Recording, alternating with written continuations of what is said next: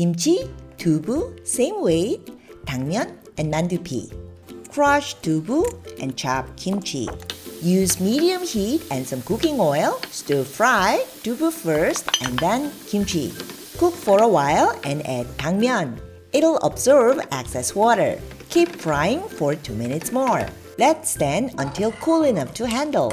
While waiting, use kitchen shears to chop 당면.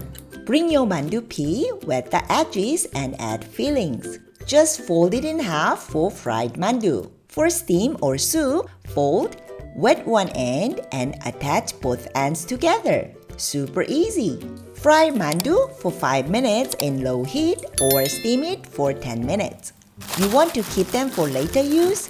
Just freeze them for 1 hour and then into the plastic bag and keep them frozen. 안녕!